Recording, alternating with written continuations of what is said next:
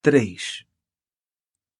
Amaro Vieira nascera em Lisboa, em casa da senhora Marquesa de Alegros. Seu pai era criado do Marquês. A mãe era criada de quarto, quase uma amiga da senhora Marquesa. Amaro conservava ainda um livro, Um Menino das Selvas, com bárbaras imagens coloridas que tinha escrito na primeira página branca: a minha muito estimada criada Joana Vieira, e verdadeira amiga que sempre tem sido, Marquesa de Alegros. Possuía também um daguerreótipo de sua mãe. Era uma mulher forte, de sobrancelhas cerradas, a boca larga e sensualmente fendida e uma cor ardente. O pai de Amaro tinha morrido de apoplexia e a mãe, que fora sempre tão sã, sucumbiu, daí a 1 ano, a uma tísica de laringe. Amaro completara então 6 anos. Tinha uma irmã mais velha que, desde pequena, vivia com a avó em Coimbra, e um tio, merceeiro abastado do bairro da Estrela. Mas a senhora Marquesa ganhara amizade a Amaro. Conservou-o em sua casa, por uma adoção tácita, e começou com grandes escrúpulos a vigiar a sua educação. A Marquesa de Alegros ficara viúva aos 43 anos e passava a maior parte do ano retirada na sua quinta de Carcavelos.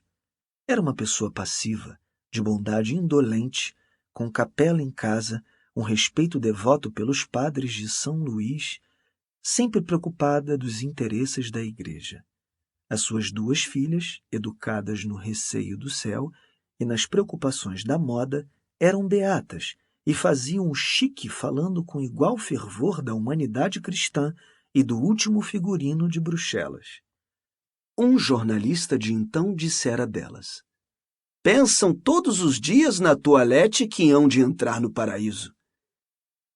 No isolamento de Carcavelos, naquela quinta de alamedas aristocráticas, onde os pavões gritavam, as 2 meninas enfastiavam-se. A religião, a caridade eram então ocupações avidamente aproveitadas. Cosiam vestidos para os pobres da freguesia. Bordavam frontais para os altares da igreja. De maio a outubro, estavam inteiramente absorvidas pelo trabalho de salvar a sua alma. Liam os livros beatos e doces. Como não tinham São Carlos as visitas, a Aline recebiam os padres e cochichavam sobre a virtude dos santos. Deus era o seu luxo de verão. A senhora Marquesa resolvera desde logo fazer entrar Amaro na vida eclesiástica. A sua figura amarelada e magrita pedia aquele destino recolhido.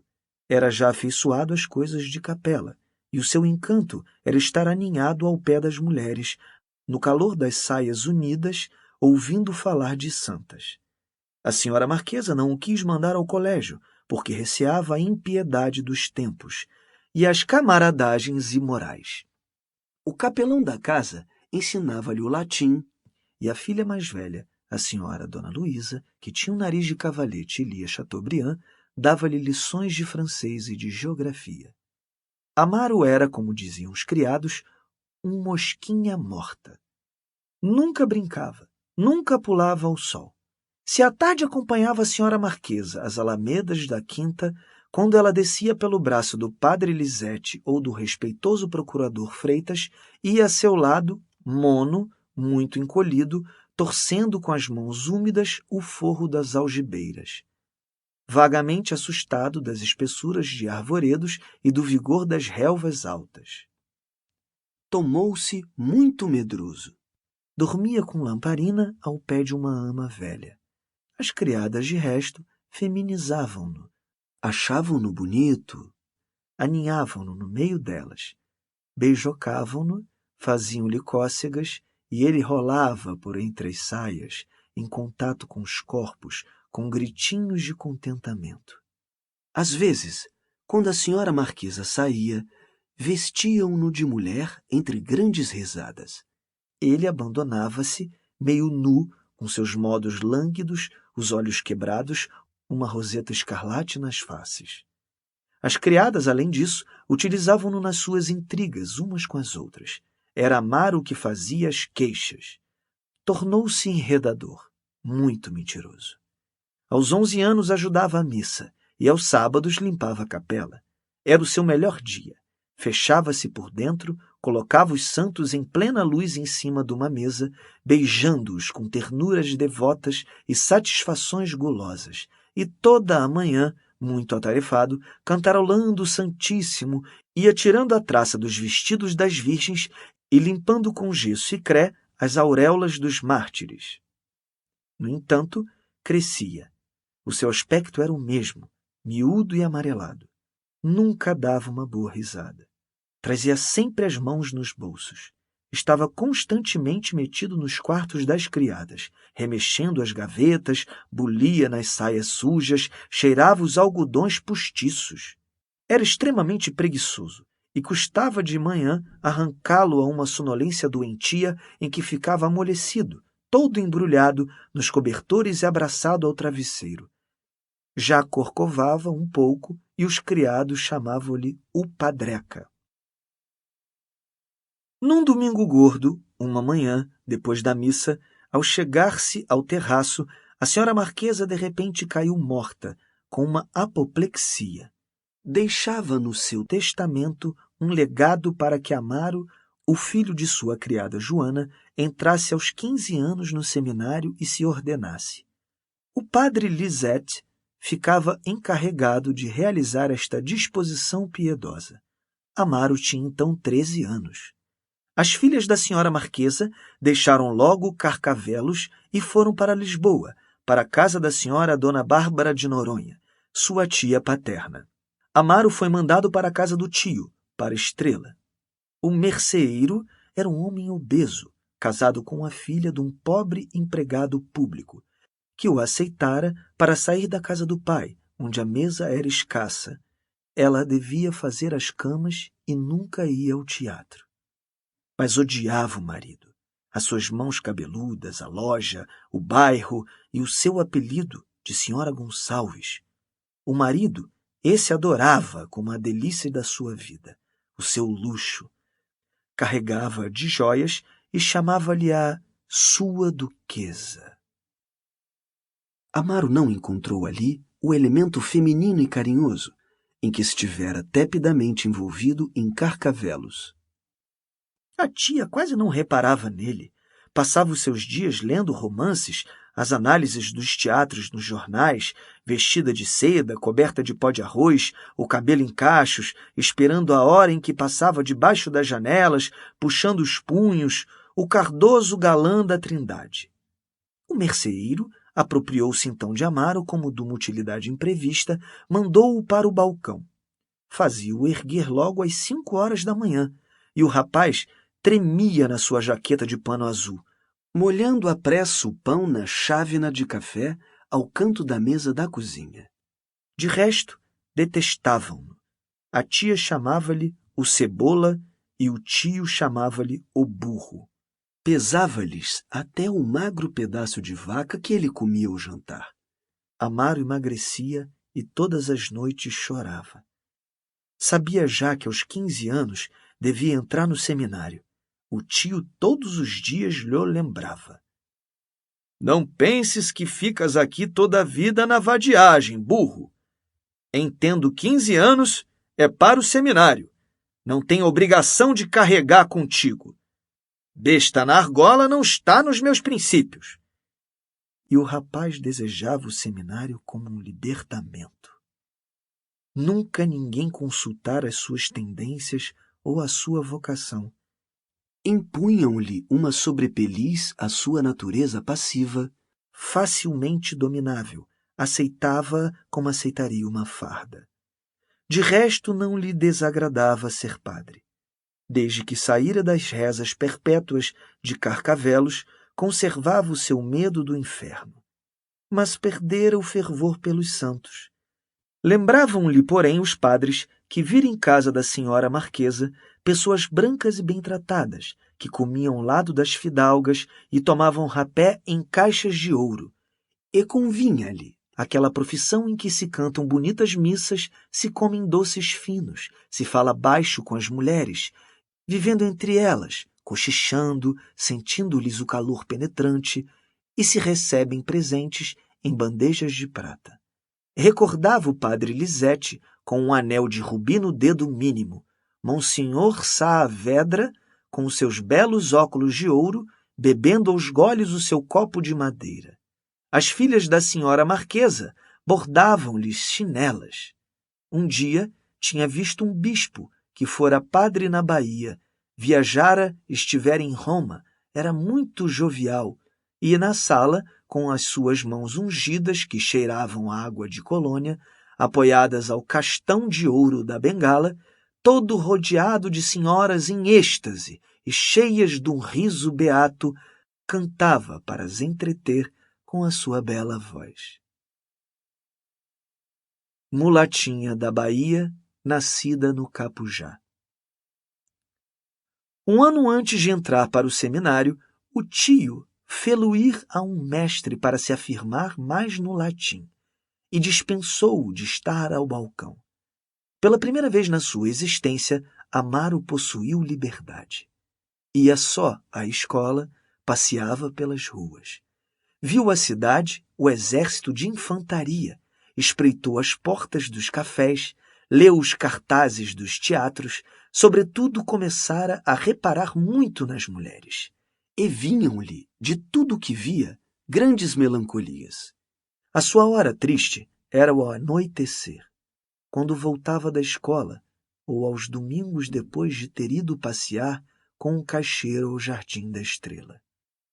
O seu quarto ficava em cima, na trapeira, com uma janelinha num vão sobre os telhados. Encostava-se ali, olhando, e via parte da cidade baixa, que a pouco e pouco se alumiava de pontos de gás. Parecia-lhe perceber, vindo de lá, um rumor indefinido. Era a vida que não conhecia que julgava maravilhosa, com cafés abrasados de luz e mulheres que arrastam ruge-ruges de sedas pelos peristilos dos teatros. Perdia-se em imaginações vagas, e de repente apareciam-lhe no fundo negro da noite formas femininas, por fragmentos, uma perna com botinas de duraque e a meia muito branca, ou um braço roliço arregaçado até ao ombro.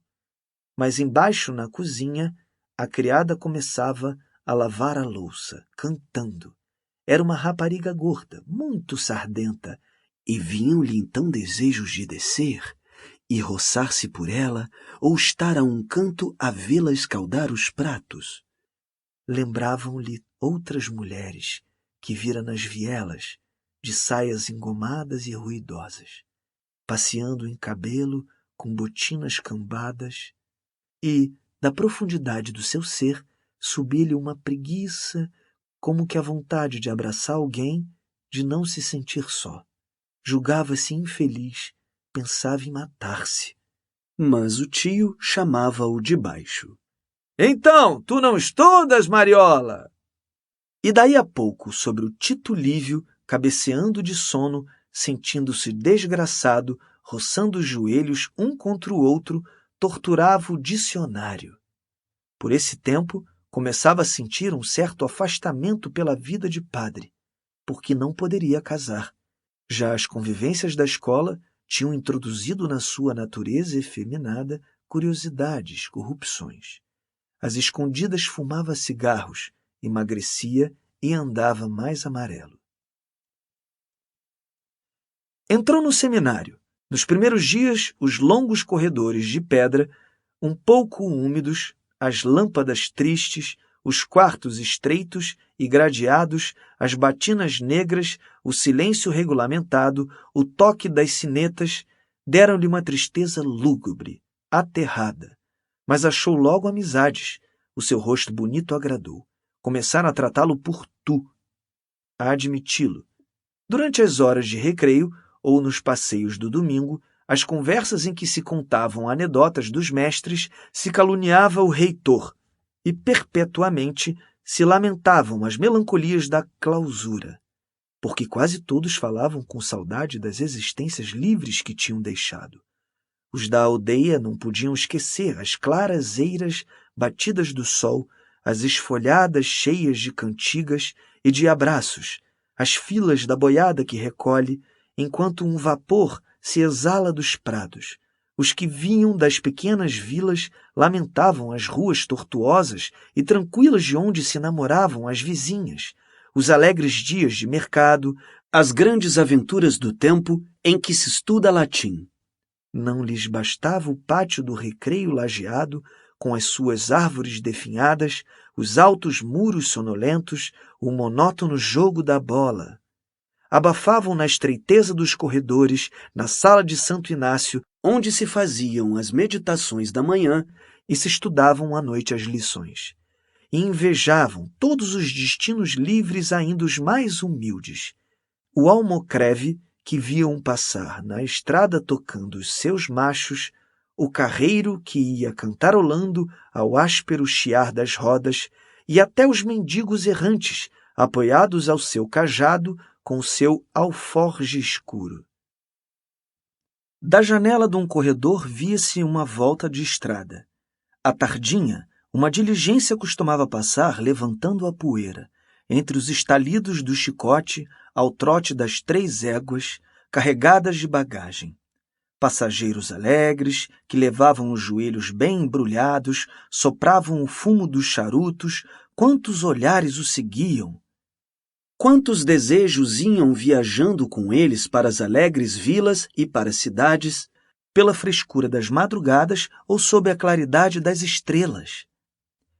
E no refeitório, diante do escasso caldo de hortaliça, quando o regente de voz grossa começava a ler monotonamente as cartas de algum missionário da China ou as pastorais do senhor bispo, quantas saudades dos jantares de família! As boas postas de peixe, o tempo da matança, os rejões quentes que chiam no prato, os sarrabulhos cheirosos. Amaro não deixava coisas queridas. Vinha da brutalidade do tio, do rosto enfastiado da tia coberto de pó de arroz, mas insensivelmente pôs-se também a ter saudades dos seus passeios aos domingos, da claridade do gás e das voltas da escola, com os livros numa correia, quando parava encostado à vitrina das lojas a contemplar a nudez das bonecas. Lentamente, porém, com a sua natureza incaracterística, foi entrando como uma ovelha indolente na regra do seminário. Decorava com regularidade os seus compêndios, tinha uma exatidão prudente nos serviços eclesiásticos e, calado, encolhido, curvando-se muito baixo diante dos lentes, chegou a ter boas notas. Nunca pudera compreender os que pareciam gozar o seminário com beatitude e maceravam os joelhos, ruminando com a cabeça baixa textos da Imitação ou de Santo Inácio. Na capela, com os olhos em alvo, empalideciam de êxtase. Mesmo no recreio ou nos passeios, iam lendo algum volumezinho de louvores a Maria e cumpriam com delícia as regras mais miúdas, até subir só um degrau de cada vez, como recomenda São Boaventura. A esses o seminário dava um antigosto do céu. A ele só lhe oferecia as humilhações de uma prisão com os tédios de uma escola. Não compreendia também os ambiciosos, os que queriam ser caudatários de um bispo e, nas altas salas dos paços episcopais, erguer os reposteiros de velho Damasco, os que desejavam viver nas cidades depois de ordenados, servir uma igreja aristocrática e, diante das devotas ricas que se acumulam no frufru das sedas sobre o tapete do alto mor, cantar com voz sonora. Outros sonhavam até destinos fora da igreja. Ambicionavam ser militares e arrastar nas ruas lajeadas o tlim-tlim de um sabre, ou a farta vida da lavoura e, desde a madrugada, com o chapéu desabado e bem montados, trotar pelos caminhos, dar ordens nas largas eiras cheias de medas, apear à porta das adegas. E, a não ser alguns devotos, todos, ou aspirando ao sacerdócio ou aos destinos seculares, queriam deixar a estreiteza do seminário para comer bem, ganhar dinheiro e conhecer as mulheres. Amaro não desejava nada. Eu nem sei, dizia ele melancolicamente. No entretanto, escutando por simpatia aqueles para quem o seminário era o tempo das galés, saía muito perturbado daquelas conversas cheias de impaciente ambição da vida livre. Às vezes falavam de fugir. Faziam planos, calculando a altura das janelas, as peripécias da noite negra pelos negros caminhos, anteviam balcões de tabernas onde se bebe, salas de bilhar, alcovas quentes de mulheres. Amaro ficava todo nervoso. Sobre o seu catre, alta noite, revolvia-se sem dormir, e no fundo das suas imaginações e dos seus sonhos ardia como uma brasa silenciosa o desejo da mulher. Na sua cela havia uma imagem da Virgem coroada de estrelas. Pousada sobre a esfera, com um olhar errante pela luz imortal, calcando aos pés a serpente. Amaro voltava-se para ela como para um refúgio. Rezava-lhe a Salve Rainha, mas, ficando a contemplar a litografia, esquecia a santidade da Virgem. Via apenas diante de si uma linda moça loura. Amava-a, suspirava, despindo-se, olhava-a de revés lubricamente, e mesmo a sua curiosidade ousava erguer as pregas castas da túnica azul da imagem e supor formas, redondezas uma carne branca. Julgava então ver os olhos do tentador luzir na escuridão do quarto. Aspergia a cama de água benta, mas não se atrevia a revelar estes delírios no confessionário ou domingo. Quantas vezes ouvira, nas prédicas, o mestre de moral falar, com a sua voz roufenha do pecado, compará-lo à serpente, e com palavras untuosas e gestos arqueados, deixando cair vagarosamente a pompa melíflua dos seus períodos, aconselhar os seminaristas a que, imitando a Virgem, calcassem aos pés a serpente ominosa. E depois era o mestre de teologia mística que falava sorvendo o seu rapé no dever de vencer a natureza. Excitando São João de Damasco e São Crisólogo, São Cipriano e São Jerônimo, explicava os anátemas dos santos contra a mulher, a quem chamava, segundo as expressões da Igreja, serpente, dardo, filha da mentira, porta do inferno, cabeça do crime, escorpião. E como disse o nosso padre São Jerônimo, e assoava-se estrondosamente, caminho de iniquidade, iniquita via. Até nos compêndios encontrava a preocupação da mulher. Que ser era esse, pois, que através de toda a teologia, ora era colocada sobre o altar como a rainha da graça, ora amaldiçoada com apóstrofes bárbaras?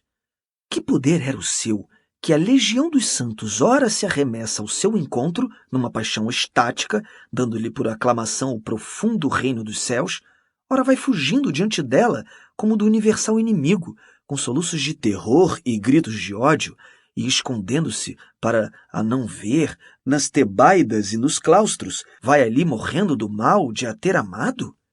Sentia, sem as definir, estas perturbações. Elas renasciam, desmoralizavam-no perpetuamente, e já antes de fazer os seus votos, desfalecia no desejo de os quebrar. E em redor dele sentia iguais rebeliões da natureza. Os estudos, os jejuns, as penitências podiam domar o corpo, dar-lhe hábitos maquinais, mas dentro os desejos moviam-se silenciosamente, como num ninho de serpentes imperturbadas.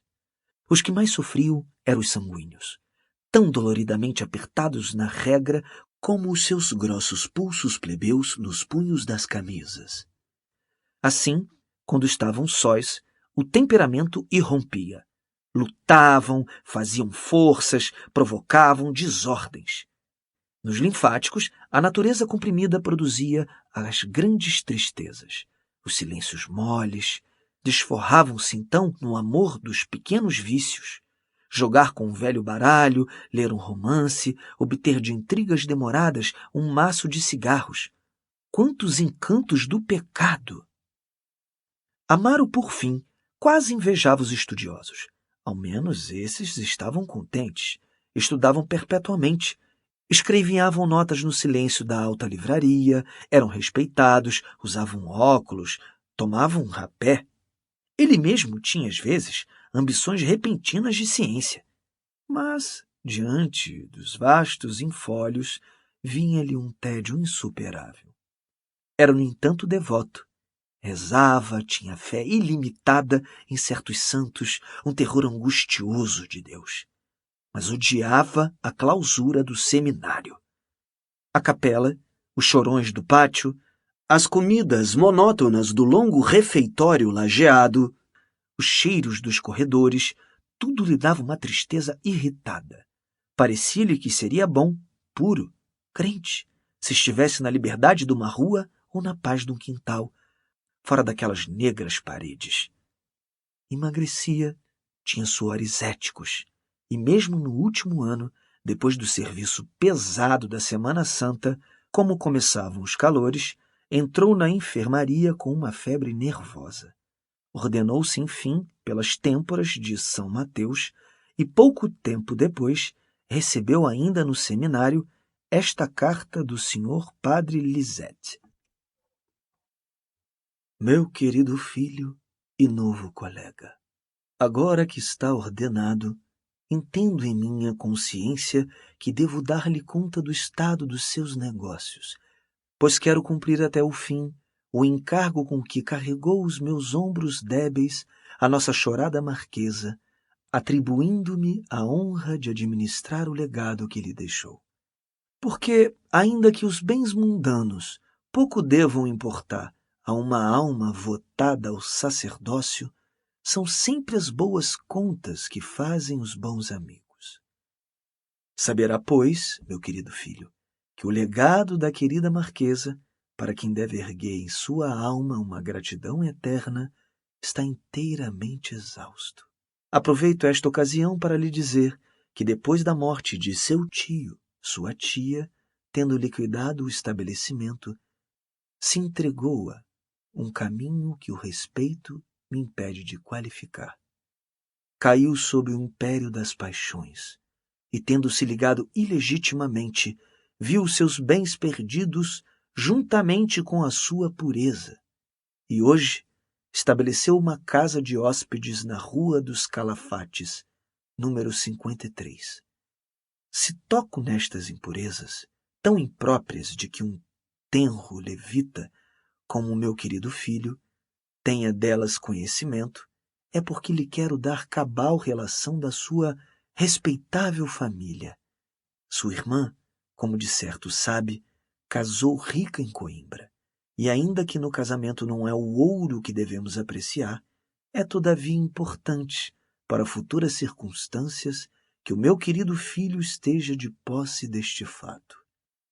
Do que me escreveu o nosso querido reitor a respeito de o mandarmos para a freguesia de Feirão, na Gralheira, vou falar com algumas pessoas importantes que têm a extrema bondade de atender um pobre padre que só pede a Deus misericórdia. Espero, todavia, conseguir. Persevere, meu querido filho, nos caminhos da virtude, de que sei que a sua boa alma está repleta, e creia que se encontra a felicidade neste nosso santo ministério quando sabemos compreender quantos são os bálsamos que derrama no peito e quantos refrigérios que dá o serviço de Deus. Adeus, meu querido filho e novo colega.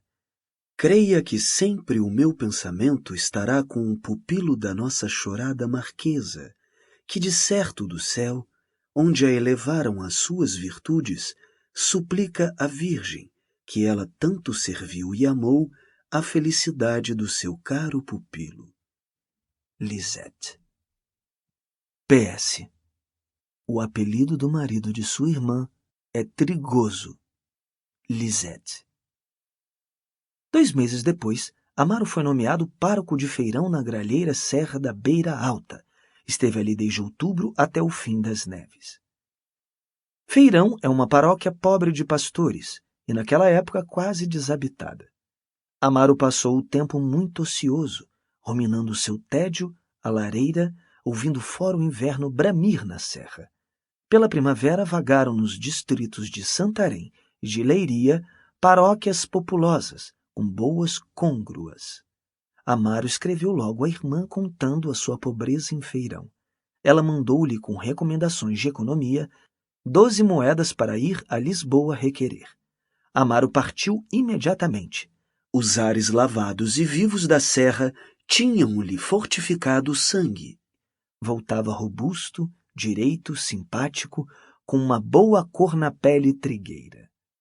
Logo que chegou a Lisboa, foi à Rua dos Calafates, número 53, a casa da tia.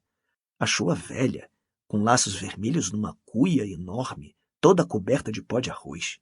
Tinha-se feito devota e foi com uma alegria piedosa que abriu seus magros braços a Amaro. — Como estás bonito! — Ora, não há quem te viu! Ih, Jesus! Que mudança! Admirava-lhe a batina, a coroa, e contando-lhe as suas desgraças, com exclamações sobre a salvação da sua alma e sobre a carestia dos gêneros, foi-o levando para o 3º andar, a um quarto que dava para o saguão. — Ficas aqui como um abade, disse-lhe ela. É baratinho. Ai, ter-te de graça queria eu. Mas tenho sido muito infeliz, Joãozinho. Ai, desculpa, Amaro. Estou sempre com Joãozinho na cabeça. Amaro procurou logo, ao outro dia, o padre Lisete em São Luís. Tinha ido para a França.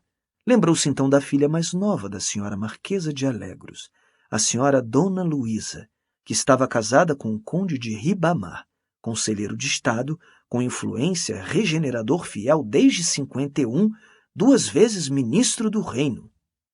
E por conselho da tia, Amaro, logo que meteu seu requerimento, foi uma manhã à casa da senhora Condessa de Ribamar, a Buenos Aires. À porta, um coupé esperava. — A senhora Condessa vai sair, disse um criado de gravata branca e quinzena de alpaca, encostado à ombreira do pátio de cigarro na boca. Nesse momento, de uma porta de batentes de baeta verde, sobre um degrau de pedra, ao fundo do pátio lajeado, uma senhora saía vestida de claro. Era alta, magra, loura, com pequeninos cabelos frisados sobre a testa, lunetas de ouro no nariz comprido e agudo e no queixo um sinalzinho de cabelos claros. — A senhora Condessa já me não conhece? Disse Amaro com o chapéu na mão, adiantando-se, curvado. — Sou Amaro. — O Amaro? Disse ela como estranha ao nome. — Ah, bom Jesus, quem ele é! Ora, não há! Está um homem, quem diria? Amaro sorria-se. — Eu podia lá esperar? Continuou ela admirada. — Está agora em Lisboa? Amaro contou a sua nomeação para Feirão, a pobreza da paróquia. — De maneira que vim requerer, senhora Condessa. Ela escutava-o, com as mãos apoiadas numa alta sombrinha de seda clara. E Amaro sentia vir dela um perfume de pó de arroz e uma frescura de cambraias. — Pois deixe estar, disse ela. Fique descansado. Meu marido há de falar. Eu me encarrego disso.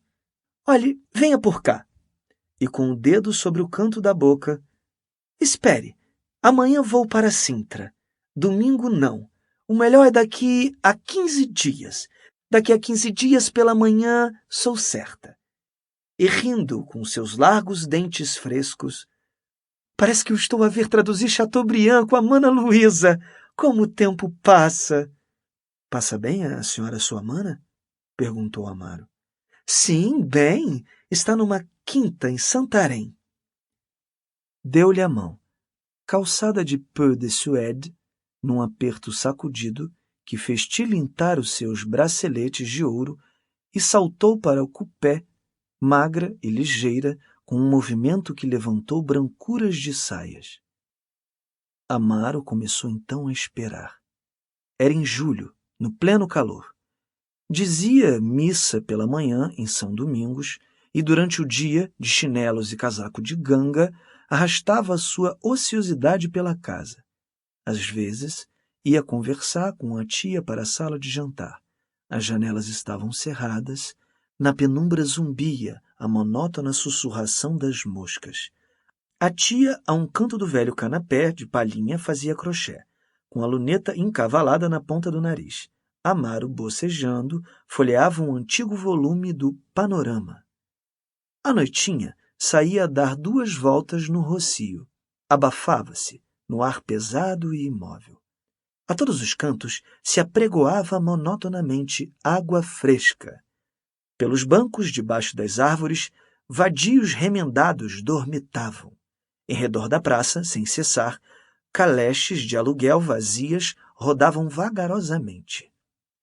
As claridades dos cafés reluziam e gente encalmada, sem destino, movia bocejando a sua preguiça pelos passeios das ruas. Amaro então recolhia e, no seu quarto, com a janela aberta ao calor da noite, estirado em cima da cama, em mangas de camisa, sem botas, fumava cigarros, ruminava as suas esperanças. A cada momento lhe acudiam, com rebates de alegria, as palavras da senhora condessa: "Fique descansado, meu marido há de falar." E via-se já pároco numa bonita vila, numa casa com quintal cheio de couves e de saladas frescas, tranquilo e importante, recebendo bandejas de doce das devotas ricas. Vivia então num estado de espírito muito repousado. As exaltações que no seminário lhe causava a continência tinham se acalmado com as satisfações que lhe dera em feirão uma grossa pastora que ele gostava de ver ao domingo tocar a missa, dependurada da corda do sino, rolando nas saias de Saragoça e a face a estourar de sangue. Agora, sereno, pagava pontualmente ao céu as orações que manda o ritual, trazia a carne contente e calada e procurava estabelecer-se regaladamente. No fim de 15 dias, foi à casa da senhora condessa. "Não está", disse-lhe um criado da cavalariça. Ao outro dia voltou, já inquieto.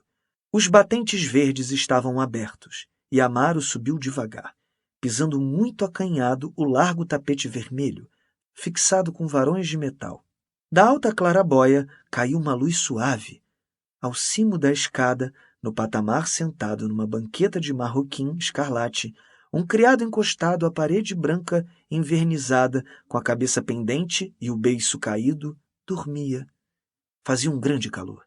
Aquele alto silêncio aristocrático aterrava Amaro. Esteve um momento com o seu guarda-sol pendente do dedo mínimo, hesitando.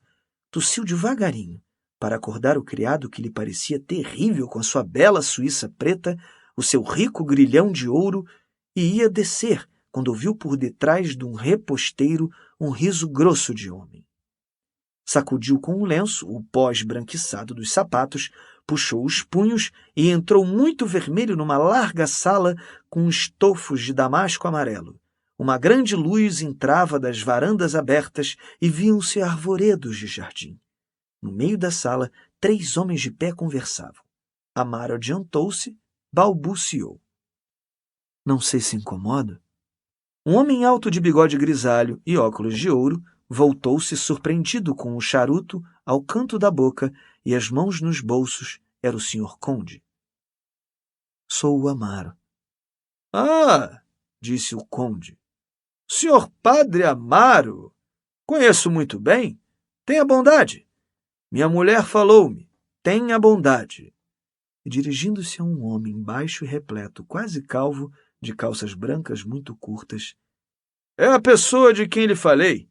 Voltou-se para Amaro. "É o senhor ministro." Amaro curvou-se servilmente. "O senhor Padre Amaro," disse o conde de Ribamar, "foi criado de pequeno em casa de minha sogra. Nasceu lá, creio eu.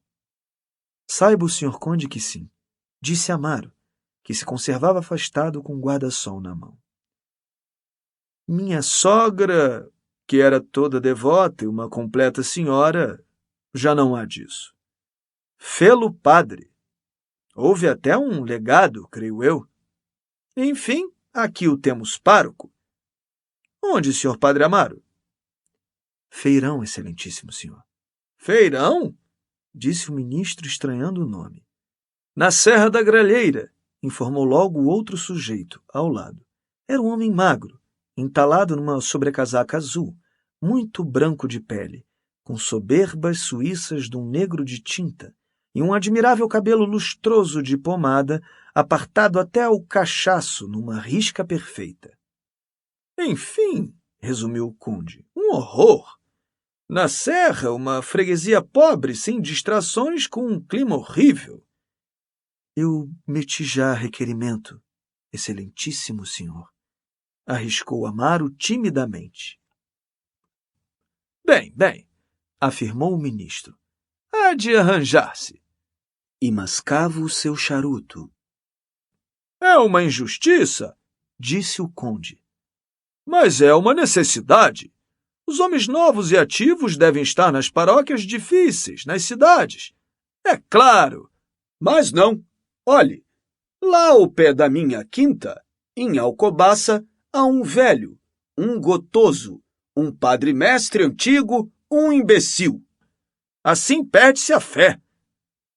É verdade, disse o ministro. Mas essas colocações nas boas paróquias devem naturalmente ser recompensas dos bons serviços. É necessário o estímulo. Perfeitamente, replicou o conde. Mas serviços religiosos, profissionais, serviços à igreja, não serviços aos governos. O homem das soberbas suíças negras teve um gesto de objeção. Não acha? Perguntou-lhe o conde. Respeito muito a opinião de Vossa Excelência, mas se me permite... Sim, digo eu. Os párocos na cidade são-nos de um grande serviço nas crises eleitorais. De um grande serviço. Pois sim, mas... Olhe, Vossa Excelência, continuou ele, sôfrego da palavra. Olhe, Vossa Excelência, em tomar. Por que perdemos? Pela atitude dos párocos, nada mais. O conde acudiu. Mas, perdão, não deve ser assim. A religião, o clero não são agentes eleitorais. Perdão, queria interromper o outro. O conde suspendeu-o com um gesto firme e gravemente em palavras pausadas, cheias da autoridade de um vasto entendimento. A religião, disse ele, deve mesmo auxiliar os governos no seu estabelecimento, operando, por assim dizer, como freio. Isso, murmurou arrastadamente o ministro, cuspindo películas mascadas de charuto. Mas descer às intrigas, continuou o conde devagar, aos imbrólios. Perdoe-me, meu caro amigo, mas não é de um cristão. Pois sou, senhor conde, exclamou o homem das suíças soberbas. Sou a valer. Mas também sou liberal. Entendo que no governo representativo, sim, digo eu, com as garantias mais sólidas. Olhe, interrompeu o conde. Sabe o que isso faz? Desacredita o clero e desacredita a política. Mas são ou não as maiorias um princípio sagrado? Gritava rubro o das suíças, acentuando o adjetivo. São um princípio respeitável. Upa! Upa, excelentíssimo senhor! Upa! O padre Amaro escutava imóvel. Minha mulher há de querer vê-lo, disse-lhe então o conde, e dirigindo-se a um reposteiro que levantou. Entre! É o senhor padre Amaro, Joana. Era uma sala forrada de papel branco acetinado, com móveis estofados de casimira clara. Nos vãos das janelas, entre as cortinas de pregas largas de uma fazenda adamascada cor de leite, apanhadas quase junto do chão por faixas de seda, arbustos delgados sem flor erguiam em vasos brancos a sua folhagem fina. Uma meia luz fresca dava a todas aquelas alvuras um tom delicado de nuvem. Nas costas de uma cadeira, uma arara empoleirada. Firme num só pé negro, coçava vagarosamente, com contrações aduncas, a sua cabeça verde.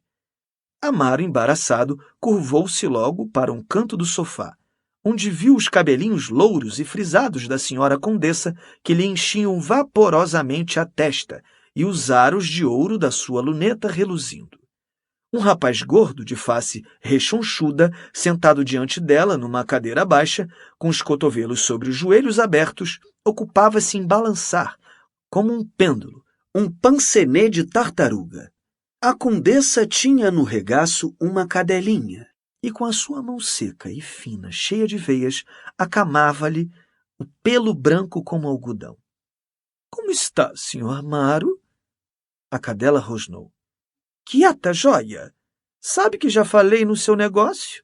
— Quieta, jóia! O ministro está ali. — Sim, minha senhora, disse Amaro, de pé. — Sente-se aqui, senhor padre Amaro. Amaro pousou-se à beira de um fauteuil, com seu guarda-sol na mão, e reparou então numa senhora alta que estava de pé, junto do piano, falando com um rapaz louro. — Que tem feito estes dias, Amaro? Disse a condessa. — Diga-me uma coisa. Sua irmã? — Está em Coimbra. Casou. — Ah, casou! Disse a condessa, fazendo girar os seus anéis. Houve um silêncio. Amaro, de olhos baixos, passava com um gesto embaraçado e errante os dedos pelos beiços. — O senhor padre Lisette está para fora? Perguntou. — Está em Nantes. Tinha uma irmã a morrer, disse a condessa. Está o mesmo sempre, muito amável, muito doce. É a alma mais virtuosa. — Eu prefiro o padre Félix, disse o rapaz gordo, estirando as pernas. — Não diga isso, primo. Jesus brada aos céus. Pois então, o padre Lisette, tão respeitável, e depois outras maneiras de dizer as coisas com uma bondade. Vê-se que é um coração delicado. — Pois sim, mas o padre Félix... — Ai, nem diga isso, que o padre Félix é uma pessoa de muita virtude, de certo, mas o padre Lisette tem uma religião mais...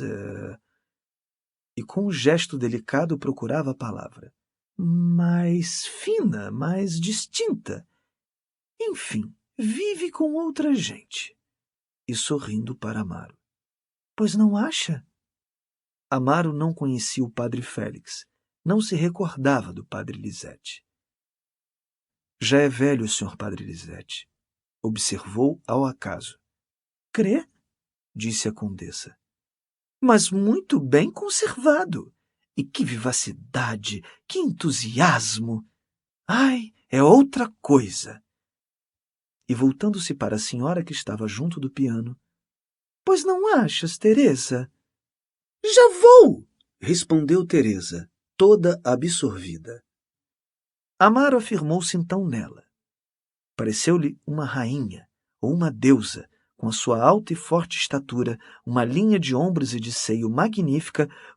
Os cabelos pretos, um pouco ondeados, destacavam sobre a palidez do rosto aquilino, semelhante ao perfil dominador de Maria Antonieta. O seu vestido preto, de mangas curtas e decote quadrado, quebrava, com as pregas da cauda muito longa, toda adornada de rendas negras, o tom monótono das alvuras da sala, o colo, os braços estavam cobertos por uma gaze preta, que fazia aparecer através da brancura da carne, e sentia-se nas suas formas a firmeza dos mármores antigos, com o calor de um sangue rico. Falava baixo, sorrindo numa língua áspera que Amaro não compreendia, cerrando e abrindo o seu leque preto. E o rapaz louro, bonito, escutava-a, retorcendo a ponta de um bigode fino, com um quadrado de vidro entalado no olho. — Havia muita devoção na sua paróquia, senhor Amaro? Perguntava, no entanto, a condessa. Muita, muito boa gente. É onde ainda se encontra alguma fé. É nas aldeias, considerou ela com um tom piedoso. Queixou-se da obrigação de viver na cidade, nos cativeiros do luxo.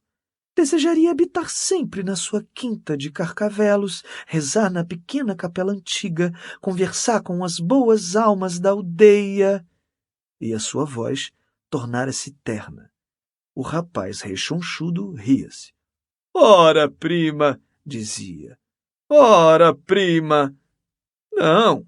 Ele, se o obrigasse a ouvir missa numa capelinha de aldeia, até lhe parecia que perdia a fé.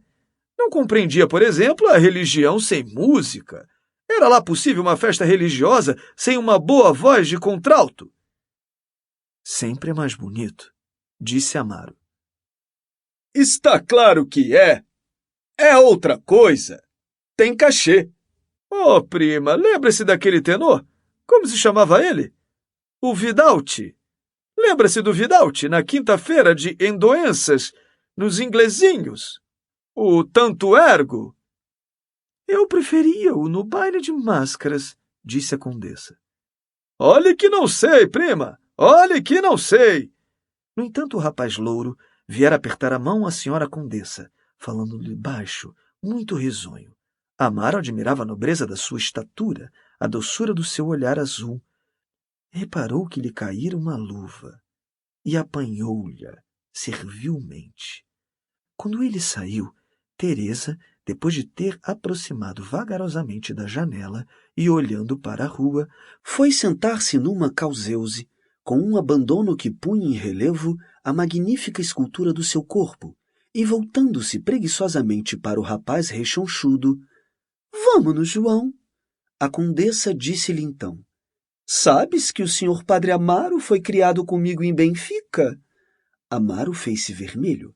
Sentia que Teresa pousava sobre ele os seus belos olhos de um negro úmido como cetim preto coberto de água. Está na província agora? Perguntou ela, bocejando um pouco. Sim, minha senhora. Vim há dias. Na aldeia? Continuou ela, abrindo e cerrando vagarosamente o seu leque. Amaro via pedras preciosas reluzirem nos seus dedos finos. Disse, acariciando o cabo do guarda-sol. Na serra, minha senhora. Imagina tu, acudiu a condessa. É um horror. Há sempre neve. Diz que a igreja não tem telhado, são tudo pastores. Uma desgraça. Eu pedi ao ministro a ver se o mudávamos. Pede-lhe tu também.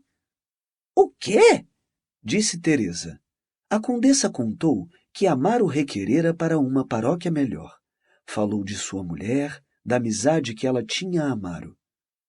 Morria-se por ele. Ora, o nome que ela lhe dava, não se lembra? Não sei, minha senhora. Frei Maleitas. Tem graça. Como o senhor Amaro era amarelito, sempre metido na capela. Mas Teresa, dirigindo-se à condessa. Sabes com quem se parece este senhor? A condessa afirmou-se. O rapaz rechonchudo fincou a luneta. Não se parece com aquele pianista do ano passado? Continuou Teresa. Não me lembra agora o nome. Bem sei, o Jalete, disse a condessa. Bastante. No cabelo, não. Está visto? O outro não tinha coroa.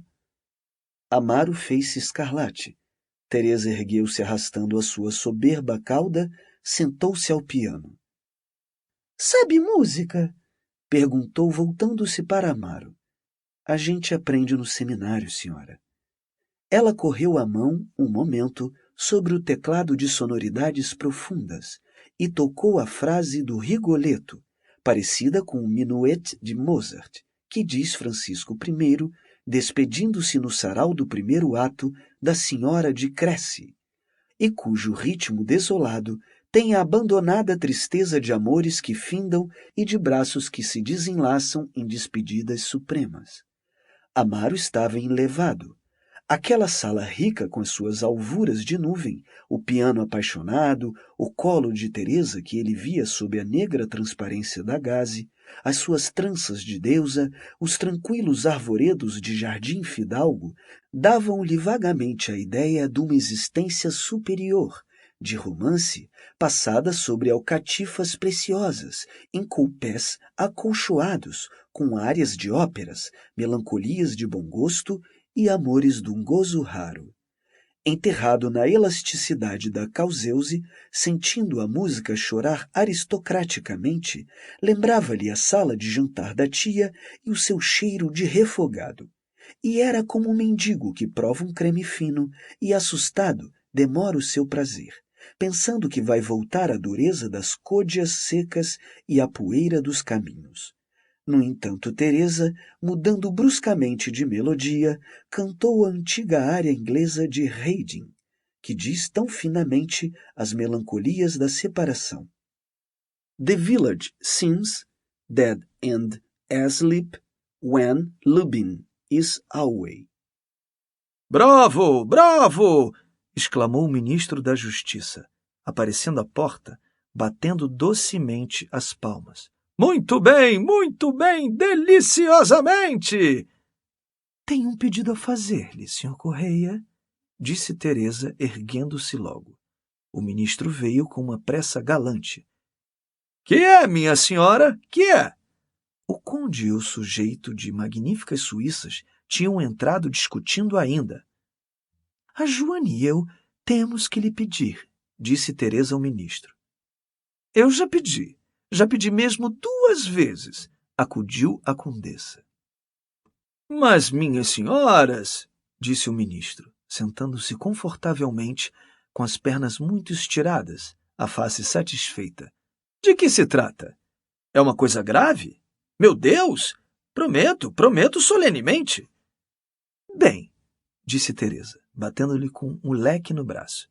Então qual é a melhor paróquia vaga? Ah!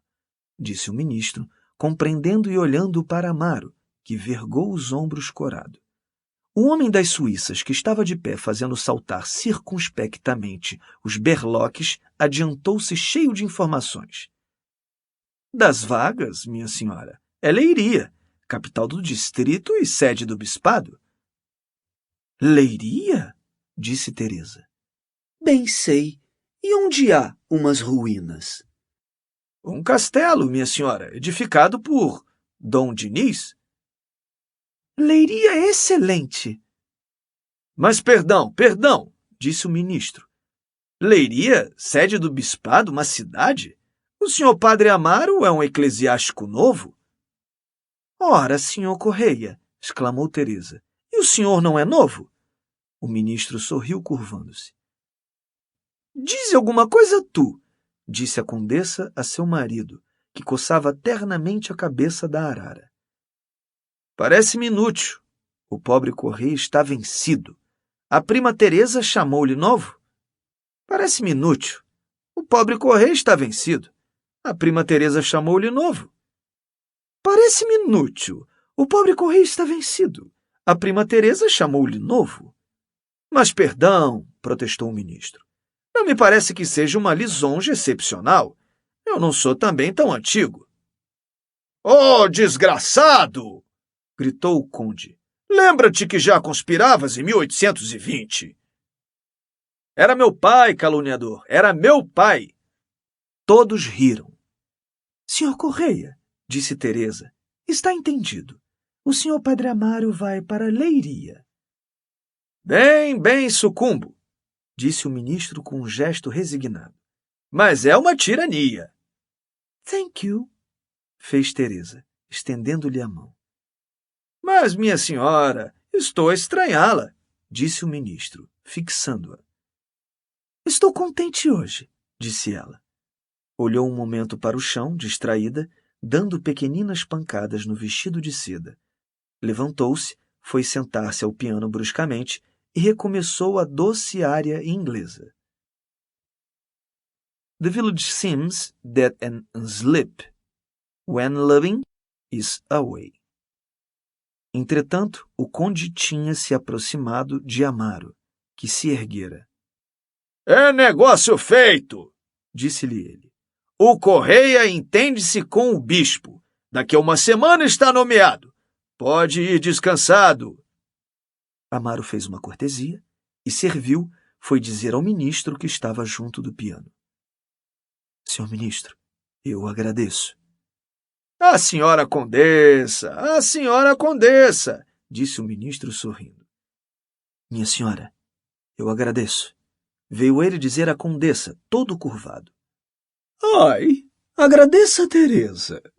Lembre-me nas suas orações, senhor padre Amaro, disse ela, e continuou com a sua voz magoada, dizendo ao piano, as tristezas da aldeia quando Lubin está ausente. Amaro daí a uma semana soube o seu despacho, mas não tornara a esquecer aquela manhã em casa da senhora condessa de Ribamar. O ministro, de calças muito curtas, enterrado na poltrona, prometendo o seu despacho, a luz clara e calma do jardim entrevisto, o rapaz alto e louro que dizia yes. Cantava-lhe sempre no cérebro aquela área triste do Rigoletto. E perseguia-o a brancura dos braços de Teresa, sob a gaze negra. Instintivamente, viu-os enlaçarem-se devagar em torno do pescoço airoso do rapaz louro. Detestava-o, então, e a língua bárbara que falava, e a terra herética de onde viera, e latejavam-lhe as fontes a ideia de que um dia poderia confessar aquela mulher divina e sentir o seu vestido de seda preta roçar pela sua batina de lustrina velha, na escura intimidade do confessionário. Um dia, ao amanhecer, depois de grandes abraços da tia, partiu para Santa Apolônia, com um galego que lhe levava o baú. A madrugada rompia. A cidade estava silenciosa. Os candeeiros apagavam-se. Às vezes uma carroça passava rolando, abalando a calçada. As ruas pareciam-lhe intermináveis. Salóios começavam a chegar, montados nos seus burros, com as pernas balouçadas, cobertas de altas botas enlameadas. Numa ou noutra rua, uma voz aguda já pregoava os jornais, e os moços dos teatros corriam com o pote da massa, pregando nas esquinas os cartazes. Quando chegou a Santa Apolônia, a claridade do sol alaranjava o ar por detrás dos montes da outra banda. O rio estendia-se imóvel, riscado de correntes de cor de aço sem lustre, e já alguma vela de falua passava, vagarosa e branca.